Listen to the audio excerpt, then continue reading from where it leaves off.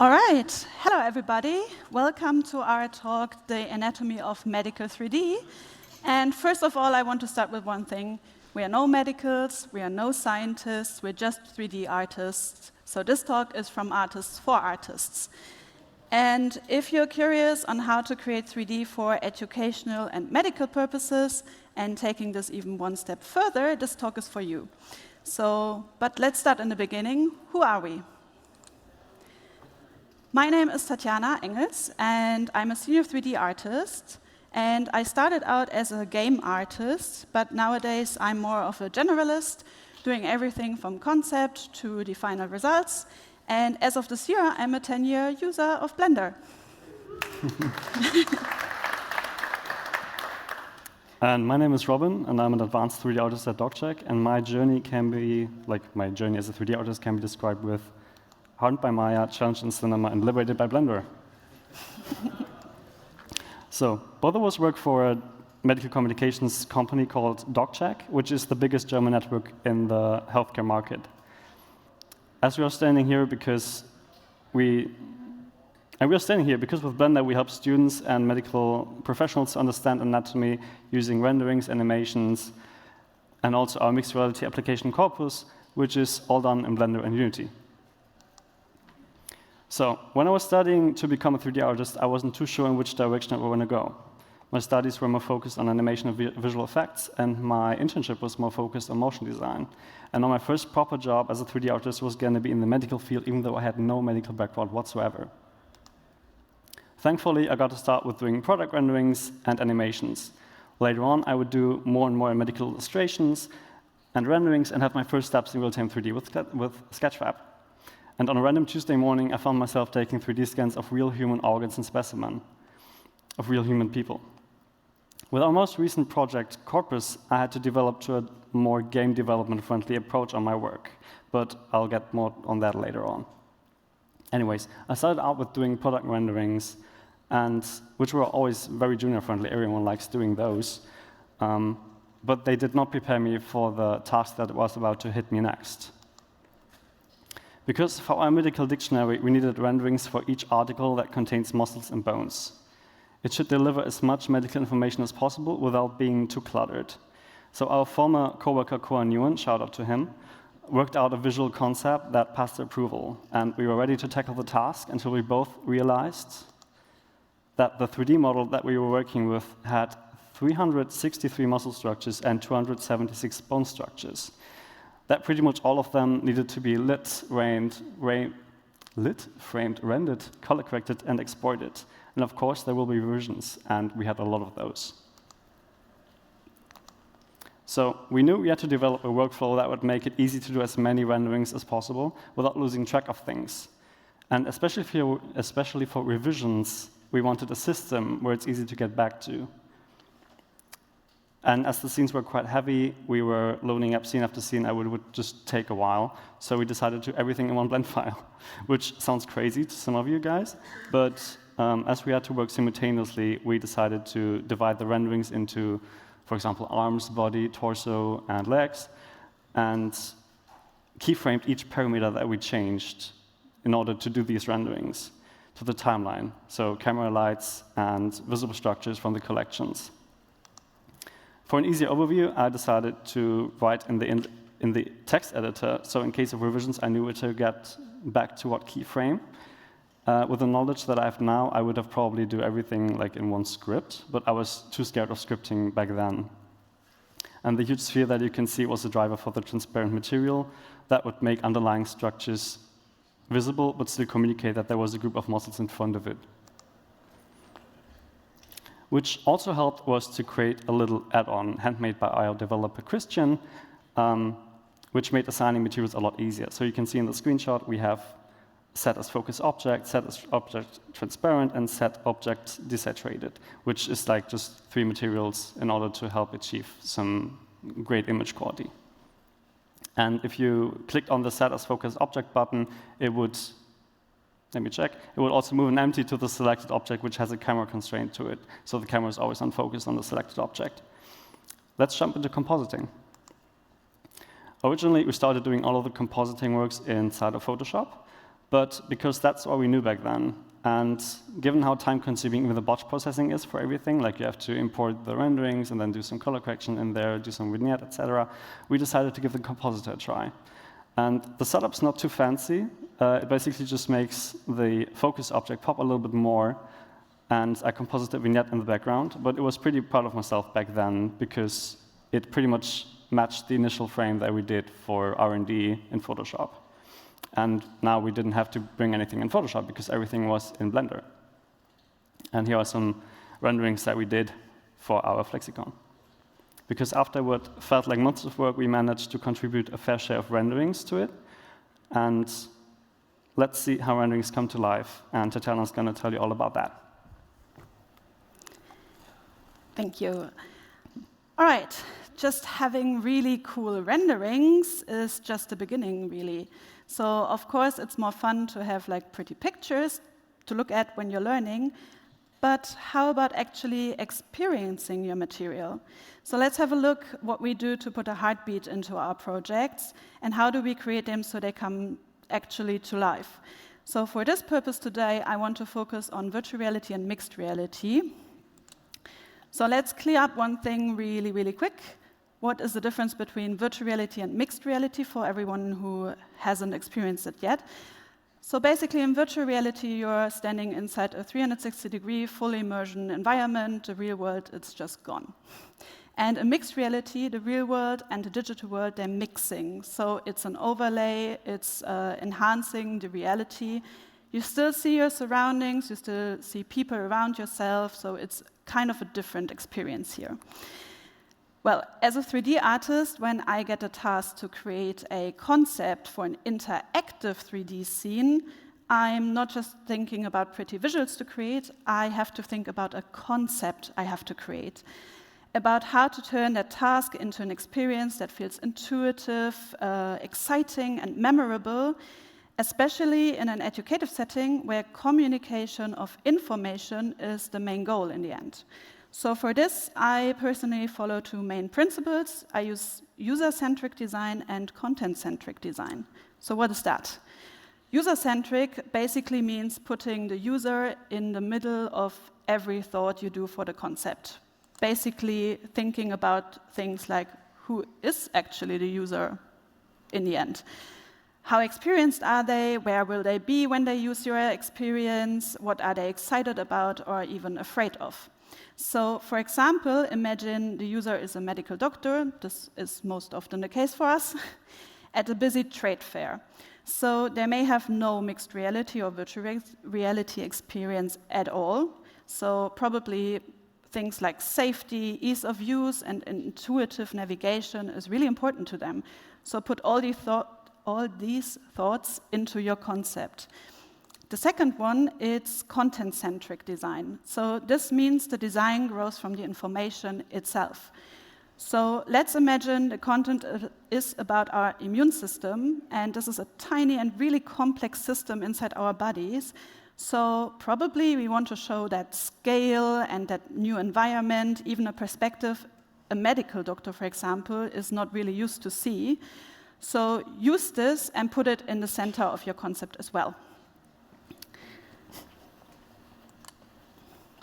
To make my ideas real in the end, I always start with a blockout in Blender, and this is just simple sketches and some geometry placeholders, and basically just playing around my scene to see what could maybe work for my intended use. And this stage is all about asking different questions and then trying to answer them for yourself. So what do I really need in my scene? How can I arrange my assets? Where will my user be in the scene? And in this stage of the concept, I always design with 3 different guidelines in my head. The first guideline is I create movement areas in my blockout and my scene. So this is basically answering things like where can the user move safely and where can the user not move to. And on the screen you can see an example of a more stationary setup where the user will basically stay in one spot and just moving their arms around themselves. And when I defined this, I overlay them with my actual blockout scene to see if my layout really could work in an interactive experience for my intended user and the content. The second guideline I always use is creating interaction zones. This is basically grouping assets by functionality. And in the example on the screen, you can see 3 different zones with 3 different functionalities. For example, the yellow one is a spawn point where objects will just appear. And then the blue one is a mixing zone where you can use the objects and mix and match them. And then the red one would be a results zone in the concept where you can see the actual result of you mixing and matching things. And doing this allows me to see my scene from an interactive point of view, which is also the point of view the user will have in the end. And I can distinguish between over-cluttered, overly designed scenes and make it a bit more easier if it's too much. And the third guideline I always follow is drawing in movement flows based on everything I created before. And this is basically for keeping everything in an intuitive movement sequence for the user. And here I try to avoid unnecessary turns or confusion, just to see if there's too much going on. And if you look at the screen going from left to right, you can see that it's progressively getting easier to move in my scene. And basically following these 3 design systems while I block out my scene and make my idea come to life, it helps me to get a result and a composition that feels much more organized and intuitive for the user in the end. And remember, we have an educative setting here. We want to teach something, so kind of getting out of the way that it's too overly cluttered or unintuitive, we need to kind of avoid this. And for mixed reality and virtual reality, here's a really brutal truth. For some 3D artists, you no longer control the camera at all. In virtual reality and mixed reality, the user is literally the camera. So you have to stop to design for a perfect shot or angle, and you have to start designing your space and environment much more like, for example, an interior designer would approach a space, creating an environment and a space you can interact with and experience. And because of this, we always combine Blender with a prototyping software on our final device. For us, this is Shapes XR with the MetaQuest 3. And in this process, I always bounce between my prototyping software and Blender back and forth and test my things right in the device. And these are some things I always check for in this process. The very first one is I check for my distances and field of view. You can get quite easily a wrong impression if you only do it in the viewport. And because, again, it's for educational purposes, we have to make sure that everything is easy to understand. So in the example here, for example, I changed my workspace. You can see, because it was too wide, you had to walk a few steps to each side to grab something. So this was too complicated. And I also added a color system to my field of view, so it would guide the user directly to the relevant sites. The second thing I always check for is colors and contrast, because again, only staying in the viewport of Blender, it can give a wrong impression. And this means adjusting the colors and the contrast for the device and also for the technology you're using. For example, if you use mixed reality, you have a competition between your background and your virtual scene because the background is not fixed.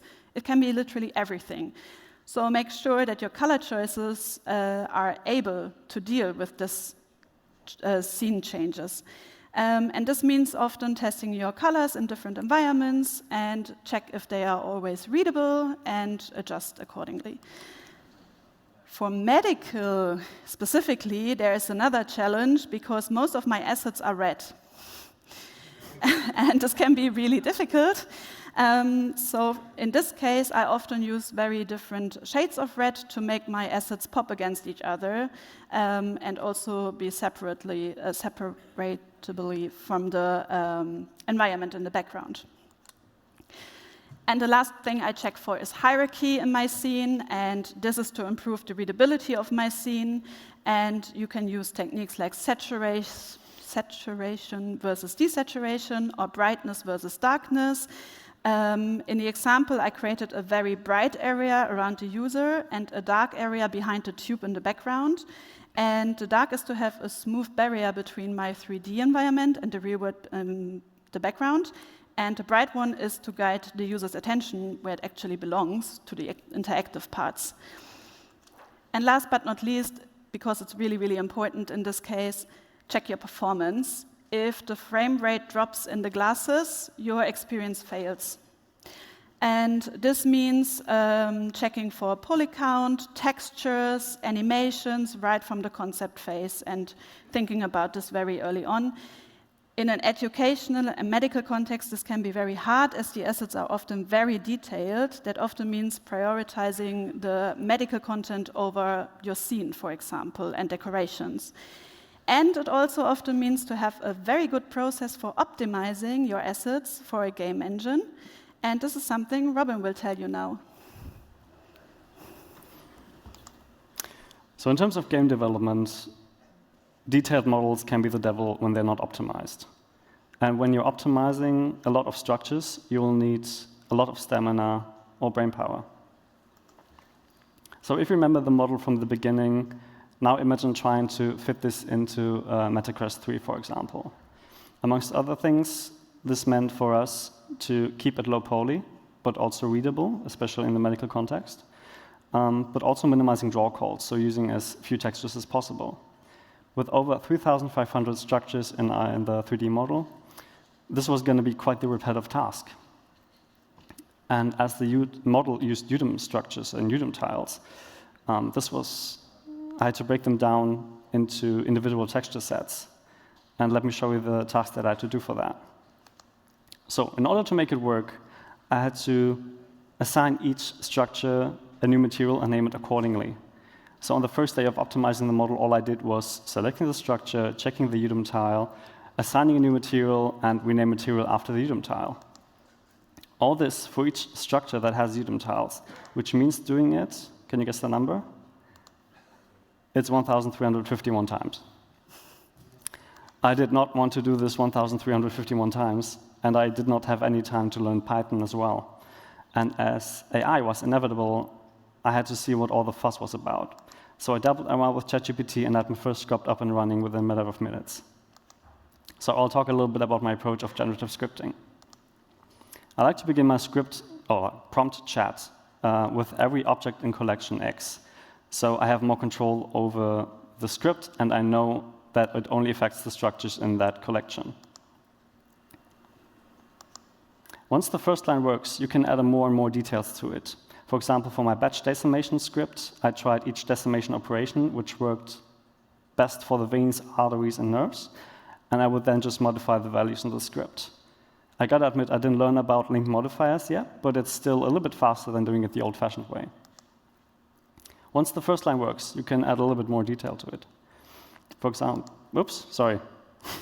Of course, if your script works, it gets more and more complex. Even the AI could struggle a little bit. And if it doesn't work, just tell it. Most of the time, it worked if it just put the error message into the chat. So far, it always fixed it for me that way. And even if it took a few tries sometimes. But the most important thing is to try to understand what is going on. AI can be a great tool set, but it can also be a whole new way of learning if you use it correctly and if you are not entirely relying on it. And here's the script in action. All it does is assign a new material and name it after the given UDIM tile, which saved me a lot of time. As every structure to the muscles, bones, fascias, and ligaments were in UDIM tiles, even sometimes up to 37 different ones.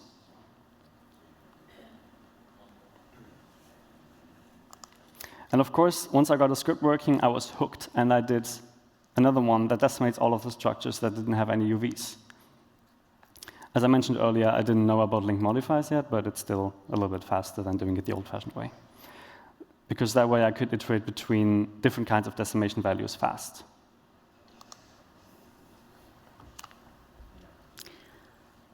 All right, you heard us talking about dealing with complex models now, rendering them nice, creating different concepts, a lot about our thought processes and troubles, but how does it actually look like when everything comes together and you have like a nice rendering or even an application?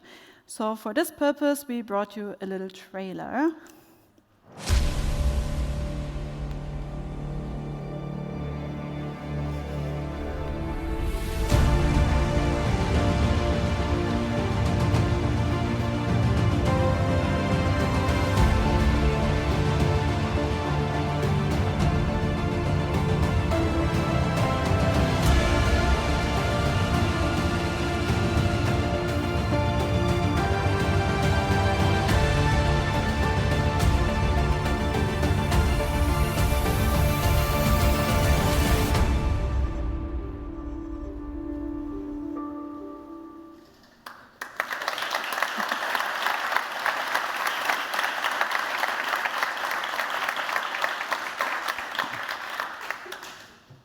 we are at the end of our presentation now, almost.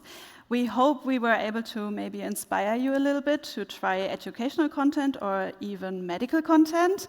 And if you have any questions, you'll find us at the conference for the rest of the day or online.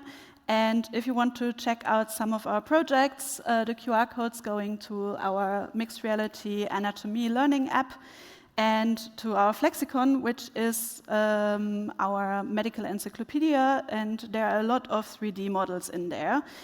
And with that, I only can say thank you for listening, and I hope you have a great BCon 25.